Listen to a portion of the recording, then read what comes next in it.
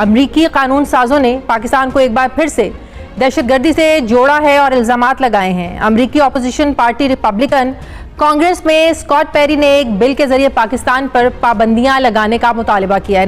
अच्छा, मेरा ख्याल था हम आज इंडिया की बात करेंगे, जो असल इस वक्त इशू है हमारा सिक्योरिटी साइड पे। ये हमारा टाइमिंग, हमारा रिएक्शन टाइम्स, रिस्पॉन्स टाइम्स, ये सब चीजें वो टेस्ट किया इन्होंने और सक्सेसफुली टेस्ट किया। मगर अब ये इतना कामयाब हुआ है इनका टेस्ट कि माय गॉड, हमें ये बताने के लिए कि हमारे पास सुपरसोनिक है और तुम्हारा हम भट्टा बिठा देंगे बच्चू, और वो टेक्नोलॉजी वाला सुपरसोनिक है, पत्थर ही फेंक दो तुम उस जरिए से।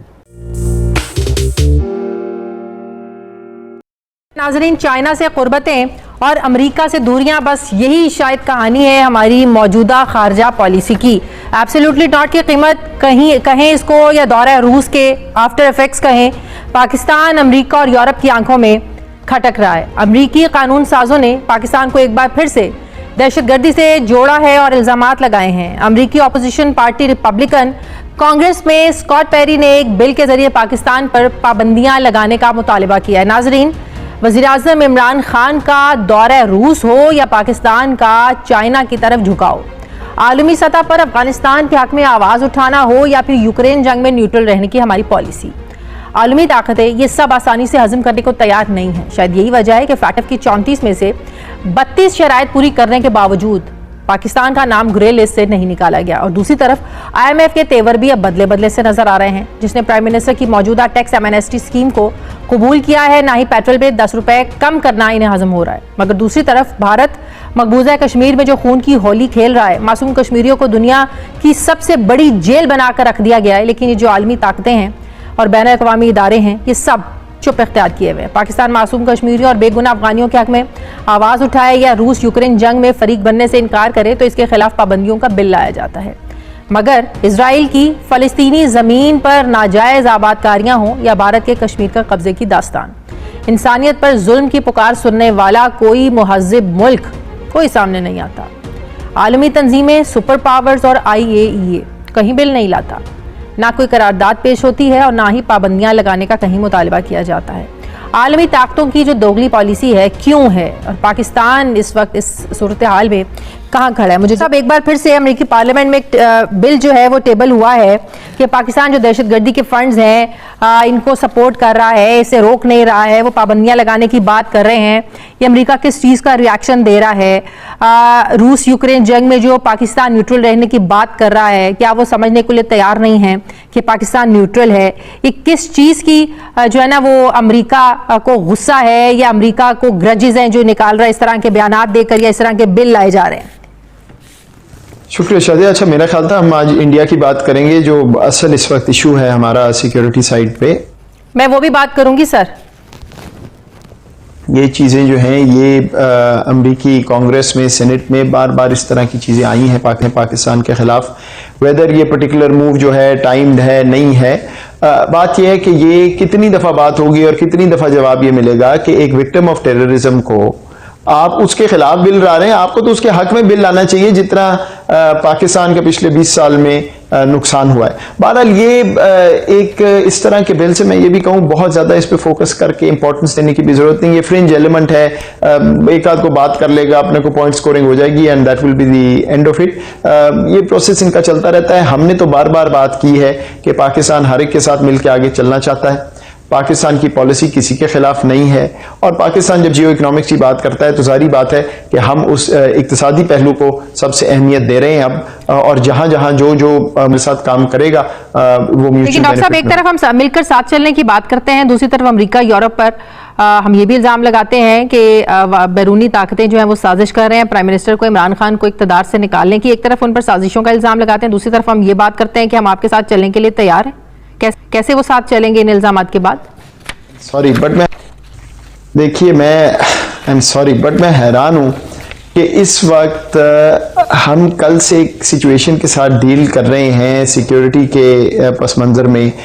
कभी तो हम इस तरह एक नेशनल सिक्योरिटी इंपॉर्टेंस की चीज को वो इंपॉर्टेंस दें जो जरूरी है। इतनी बड़ी एक चीज हुई है दुनिया में, उसको हमें उजागर करना है। किधर आप किन चीजों की बातें कर रही हैं? ऑफ कोर्स ये इंपॉर्टेंट है, बट प्लीज सी आप किसको बुला रहे हैं, किस चीज के लिए बुला रहे हैं और क्या बात कर रहे हैं। I mean I am surprised. अगर आपने ये गुफ्तगू करनी है तो they are much better more informed people about. Sir आप इन पॉलिसी को करते हैं, इन सारी पॉलिसीज को समझते हैं कि अगर अमेरिका पर इल्जाम लगेगा, यूरोप मगरिब पर इल्जाम लगेगा, इमरान खान प्राइम मिनिस्टर इल्जाम लगाएंगे तो उसका रिएक्शन तो आएगा ना सर? मैं पॉलिटिकल पॉलिसी कंट्रोल नहीं करता जी, आपको भी पता है। बहरहाल देखिए, मैं आपको एक बात वाज़ेह कर दूं, पाकिस्तान ने बार बार ये बात की है कि हम अपनी पॉलिसी अपने मफादात में चलाएंगे। वज़ीर आज़म पाकिस्तान बार बार ये बात कर चुके हैं कि पाकिस्तान वो मुल्क नहीं है अब जो कोई चीज़ प्रेशर में आके करेगा। अगर हमारे फायदे में है तो हम करेंगे, नहीं है तो हम एक्सप्लेन करेंगे। तो ये बहुत बात होगी रशिया के दौरे पे। रशिया का दौरा पाकिस्तान का बायलैटरल दौरा था। पाकिस्तान को एक इनविटेशन था वजीर आजम को, वो उन्होंने अवेल किया। हमें तो नहीं मालूम था कि जिस दिन हम उधर होंगे कॉन्फ्लिक्ट होगा। डॉक्टर साहब ये सारी चीजें एक दूसरे के साथ जुड़ी नहीं है ना। अगर आप यूरोप को तनकीद करेंगे, आपको पता है कि हम एक्सपोर्ट्स के लिए हम यूरोप की एक बड़ी मंडी उसको टारगेट करते हैं। अगर वहां से पाबंदियां लगती हैं, जाहिर है यूरोप, अमेरिका, मगरबी सब एक दूसरे के साथ खड़े हुए होते हैं, चाहे वो अफगानिस्तान का मामला हो, चाहे वो रशिया का मामला हो। और अगर वहां से कोई पाबंदियां लगती हैं तो ऑटोमेटिकली आपकी मैशत को नुकसान पहुंचेगा। हम तो बिल्कुल नहीं ले रहे जी। आप, मुझे लग रहा है जिस तरह के सवालात है और मीडिया पे बात चल रही है, कोई किसी किस्म की पाबंदी नहीं लगी और कोई किसी किस्म की पाबंदी नहीं लगने जा रही।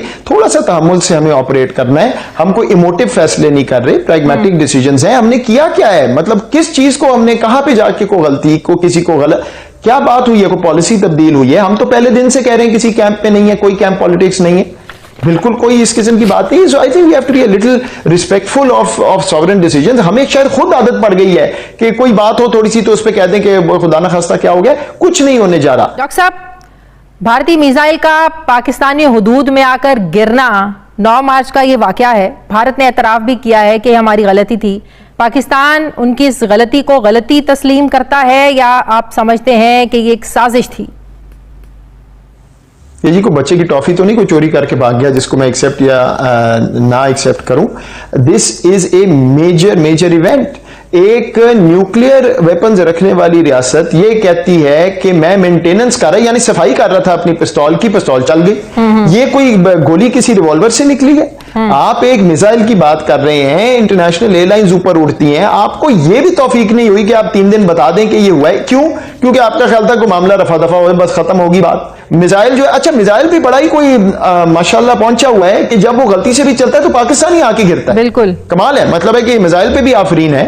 तो देखें, ये कोई बच्चों का खेल नहीं है। The world has to wake up. हाँ, अगर अपने पेरोकल इंटरेस्ट में इंडिया के लिए आंखें बांधी रखनी है तो वो भी वैसे पिछले 2 हफ्ते में इंडिया ने दिखा दिया है कितने वो हलीफ हैं और किसके हलीफ है। सो ये पता नहीं, अब तो बेवकूफाना हद तक ये बात चली गई है। लेकिन डॉक्टर साहब, दुनिया को पता चल भी गया, दुनिया का इस पर कोई रिएक्शन आया भी नहीं। दुनिया भी तो एक तरह से अपना जो टिल्ट है, झुकाव है, वो भारत की तरफ ही रखती है।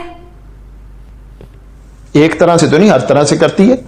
मतलब बहुत से ममालिक हैं दुनिया के जो करते रहे हैं, वरना कश्मीर में आज जो कुछ हो रहा है, ये जो हम बार बार बात कर रहे हैं यूक्रेन की और दुनिया, क्या कश्मीर के मुसलमान इंसान नहीं, कश्मीरी इंसान नहीं है? लाली साहब, आपको भी यही लग रहा है कि ये कोई सोची समझी हरकत थी, ना कि कोई गलती थी? और इस पर जो शाह महमूद कुरैशी साहब की डिमांड है, जो पाकिस्तान का रिस्पॉन्स था, उसको भी आप कैसे एनालाइज करेंगे? पहली बात तो यह है कि ये इतना ही फेक था जितना मूडी का डिग्री फेक है। मैं आपको बताता हूं कि ऐसे मिसाइल लॉन्च करने के पहले उसको इरेक्ट किया जाता है, उसके अंदर लॉन्च कोड देते हैं, फीड करते हैं, उसके बाद उसका फ्लाइट पाथ डेटा एंटर होता है, उसके बाद मल्टीपल लॉन्च कीज होते हैं ऐसे मिसाइल पे। मगर ये सब हो गया और वो लॉन्च भी हो गया, और इट्स इम्पॉसिबल कि गलती से लॉन्च हो। जब तक आप ये सब ना करें और ठीक से बटन को दबाएं, it can not take off. दूसरी बात यह है, इस पे सब मार्किंग्स निकाले गए थे। इस मिसाइल पे कोई मार्किंग था ही नहीं। मतलब ये था, और साथ साथ एक छोटा सा वॉर हेड जो था जो इस मिसाइल को डिस्ट्रॉय करेगा जब वो इंपैक्ट करेगा, इसलिए कि वो चाहते थे कि पता ही नहीं चले ये है क्या, किधर से आया है और क्या है। तो इसलिए मैं आपको बताना चाहता हूं ये एक बड़ा सीरियस था। ये हमारा टाइमिंग, हमारा रिएक्शन टाइम्स, रिस्पॉन्स टाइम्स, ये सब चीजें वो टेस्ट किया है।